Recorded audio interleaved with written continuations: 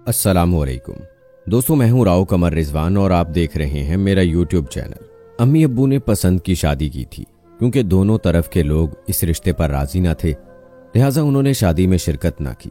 मेरे वालिदैन ने एक दूसरे को तो पा लिया लेकिन अपनों को खो दिया। तकदीर ने मेरी माँ को मेरे वालिद की वजह से अपनों से जुदा किया था। कौन जानता था कभी वो दिन भी आएगा कि मेरे जरिए वो उनसे दोबारा मिल जाएंगे। मेरी सूरत अच्छी थी मगर सीरत में तकब्बुर और अपने हुस्न के एहसास से अक्खड़पन भरा हुआ था। पास पड़ोस के लड़के मेरी एक झलक देखने को बेताब रहते, मगर मैं जो लड़कियों से बात करने को अपनी तौहीन समझती थी, लड़कों को कब घास डालती। कॉलेज में दाखिला लिया तो ये नखुवत और बढ़ गई। तुर्रा ये कि जहानत में भी किसी से कम न थी। मेरी हर चीज मुकम्मल थी, काश कि मेरी सीरत अच्छी होती। कौन जानता था कि लाज उठाने वाले मेरे मुहाफिज मेरे वालिद की जिंदगी के दिन थोड़े हैं। मैं भी 17 बरस की थी कि वो गुजर गए। वालिदा के वालिदैन तो उनसे तरके ताल्लुक कर चुके थे, उधर अब्बू के रिश्तेदार भी हमसे लाताल्लुक थे। ऐसे में हम माँ बेटी का अगर कोई सहारा था तो वो वालिद साहब की जमा पूंजी और वो कोठी थी जिसमें हम रहते थे।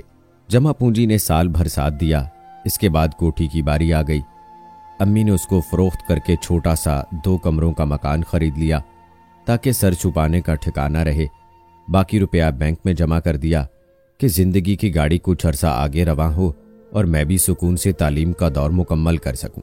कॉलेज की तालीम खत्म करके मैं यूनिवर्सिटी पहुंच गई। मेरी उम्र अब 21 साल हो चुकी थी। यूनिवर्सिटी में भी मैं किसी को खातिर में ना लाती, सिवाय एक लड़की के किसी को दोस्त न बनाया। लिहाजा यहां भी मगरूर मशहूर हो गई। हमारी क्लास में आमिर नाम का एक लड़का बहुत शाइस्ता और मुहज्जब समझा जाता था। एक बार हम पिकनिक पर गए तो वहां उसने मुझसे बात करना चाही। मैंने लिफ्ट ना दी, मगर खुदा की करनी कि मैं लड़कियों के साथ हंसी मजाक में मशगूल थी। अचानक मेरा पांव फिसला और मैं गहरे पानी में गिर गई। तभी आमिर ने दरिया में छलांग लगाकर मुझको डूबने से बचा लिया। वो एक अच्छा तैराक था। कुछ देर बाद जब हवास बहाल हुए तो सबने खुदा का शुक्र अदा किया। हमारे असातिज़ा के भी पसीने छूट गए थे। ये एक मोजा था कि मैं बच गई थी। इस वाक़े से भी मेरे दिल में आमिर के लिए नरम गोशा पैदा नहीं हुआ। इस दौरान मेरे लिए कई रिश्ते आए। आमिर ने भी अपनी वालिदा को 3 बार रिश्ते के लिए भेजा, लेकिन मैंने हर रिश्ते से इनकार कर दिया। आमिर को मेरे इनकार से बहुत दुख हुआ। एक दिन उसने यूनिवर्सिटी में इनकार की वजह पूछना चाही तो मुझे गुस्सा आ गया। मैंने कहर आलूद निगाहों से उसको घूरते हुए कहा कि तुम्हारे जैसे तो मेरे घर के दरबान हैं, मैं तो अपनी जूती के बराबर समझती हूँ। आइंदा मेरे घर रिश्ता भिजवाने की जुर्रत ना करना, वरना वीसी साहब से शिकायत कर दूंगी। ये कहकर मैंने गमले में थूका और आगे बढ़ गई। वो हक्का बक्का मेरा मुंह तकता रह गया। इस वाक़े के बाद ना तो वो कभी मुझसे मुखातिब हुआ और ना मेरी तरफ देखा। मैंने भी शुक्र किया कि तुम रूठे हम छूटे। तालीमी साल मुकम्मल हुआ तो मैं घर बैठ गई। आमिर को मेरी खबर रही और न मुझे उसकी। अब मेरी उम्र 28 साल थी। घर में करने को कुछ न था तो बोर होती रहती थी। रफ्ता रफ्ता माली हालात तंग होने लगे। जायदाद के पैसे खत्म हो चले तो नौकरी की तलाश में घर से निकली। 2 साल तक मुनासिब मुलाजमत की तलाश में सरगर्दा रही, लेकिन कामयाबी ना मिली। जहां भी गई अक्सर मैली निगाहों वाले अफराद से साबका पड़ा। सख्त ज़हनी कोफ्त के साथ घर को लौटती तो कई दिन दहलीज से बाहर कदम रखने को दिल ना करता। अब तो मेरे लिए पहले जैसे अच्छे रिश्ते भी नहीं आते थे। अगर आते भी तो शादीशुदा और उम्र रसीदा मर्दों के, जो दूसरी या तीसरी शादी के लिए आरजूमंद होते थे। ऐसे रिश्तों को मेरा जहन कबूल करने को तैयार ना था। एक रोज जब घर में ना राशन था और ना पैसा पाई, बहुत अफसुर्दा बैठी थी कि अखबार में एक एडवर्टाइजिंग कंपनी का इश्तेहार देखा। एक कंपनी को लेडी सेक्रेटरी की जरूरत थी।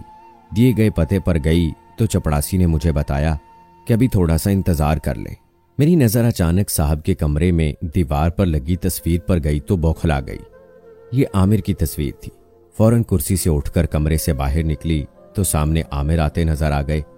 वही आमिर जिसकी मैंने बेइज्जती की थी। वही इंसान अब दरवाजे में खड़ा था, जिसे देखकर मेरे औसान खता हो गए थे। आमिर ने बहुत शाइस्तगी से सलाम किया, मतानत से कहा, मिस बख्त, कैसे मुझ गरीब के दफ्तर में आना हुआ? नौकरी का पता करने आई थी, लेकिन अब नहीं करनी मुझे आपके पास नौकरी। ठीक है, नहीं कीजिए, लेकिन आदाबे मेज़बानी तो निभाने दीजिए। अगर कुर्सी पर तशरीफ रखिएगा तो मेरी इज्जत अफजाई होगी। उसने कुछ इस तरह हमदर्दाना लहजे में ये बात की कि मुझे अपने साबका किए पर शर्म आ गई। क्या सोच रही हैं? आइए, मारे लिहाज के मैं उनके सामने पड़ी कुर्सी पर बैठ ही गई। ये बताइए कि मुलाजमत क्यों करना चाहती हैं? अगर बहुत ज़रूरी है मुलाजमत करना और मेरी कंपनी में नहीं करना चाहती तो भी कोई बात नहीं, मैं किसी दूसरी कंपनी में अच्छी मुलाजमत पर रखवा देता हूँ। वादा करता हूँ कि इसके बाद आपकी इजाज़त के बगैर ना आपसे बात करूँगा और ना फ़ोन करूँगा, क्योंकि आपके मिजाज से वाकिफ़ हो चुका हूँ। उसने इतने एतमाद और अपनायत से ये बातें कहीं कि मैंने उसको अपने हालात बता दिए। वो कहने लगा, काफ़ी अरसा मुलाजमत की तलाश में रहने से आपको मुआशरे के रवैयों का बखूबी अंदाज़ा हो चुका है, तो क्या ये बेहतर नहीं कि आप मुझ पर ही एतबार कर लें? मैं आपको अच्छी सीट पर मुलाजमत दूंगा और तनख्वाह भी माकूल होगी। इसके अलावा आपके तहफ़्फ़ुज़ की ज़मानत भी दूंगा। मुझे शर्मिंदा ना करो आमिर। मैं तो इस वजह से वापस जा रही थी कि उस रोज़ तुम्हारी अहानत की थी और बदले में तुम्हारे सलूक से शर्मिंदा हो रही थी। मुझको लगा कि दोबारा भटकने की बजाय आमिर की पेशकश को कबूल कर लेना अच्छा है। आमिर ने IT का कोर्स करवाने में मदद की और जब मैंने कोर्स मुकम्मल कर लिया तो मुझको जॉब दे दी। ताहम वो मुझसे कभी बेतकल्लुफ़ ना हुआ, लिए दिए रहता, ज़रूरत पर मुख्तसर बात करता। लेकिन ये सभी ऑफिस वाले जान गए थे कि वो मेरी इज्जत करता है, बहुत एहतराम से पेश आता था, तो सभी लोग इज्जत से पेश आने लगे। किसी की जुर्रत ना होती कि मैली नज़र मुझ पर डाले। मुझे आमिर की कंपनी में मुलाजमत करते 6 माह गुजर चुके थे। इस अरसे में उस शख्स की अच्छाइयों को देखने और परखने का मौका मिला तो दिल में उसका एहतराम करने लगी। अब अपना साबका मुतकब्बर रवैया याद करती तो शर्मा जाती। तहम खुद को तसल्ली देती थी कि इस वक्त तालबा थी और वालिद का साया भी सर पर ना था। ऐसे में किसी अजनबी लड़के पर क्यों कर एतबार कर लेती? मैं भी तो हक बजानिब थी। ये अलग बात कि जब आमिर ने मुझसे कभी बदतमीजी ना की थी तो मुझे भी उसके साथ इखलाक से बात करना चाहिए थी। खैर, जो होना था हो चुका था।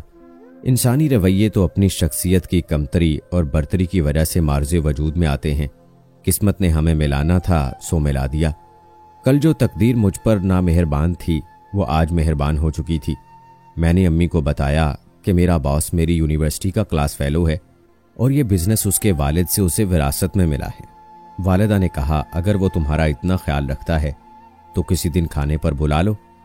अम्मी का ख्याल दुरुस्त था। वो समझ चुकी थीं कि आमिर के दिल में मेरे लिए जगह है, जबकि मुझे यह भी पता नहीं था कि वो शादीशुदा है या गैर शादीशुदा। एक दिन अम्मी की तबीयत बहुत ख़राब थी, सो मैं दफ्तर ना गई। उस दिन मेरे ज़िम्मे अहम काम था और मैं ऐसा कभी नहीं करती थी कि गैर जिम्मेदारी का मुजाहिरा करूं। ये बात आमिर को पता थी, लिहाजा उसने मेरे घर फ़ोन किया कि मेरी खैरियत का पता चल सके। अम्मी ने फ़ोन पर बात की और बताया कि मेरी तबीयत बहुत ख़राब है और बेटी के अलावा मुझको संभालने वाला कोई नहीं।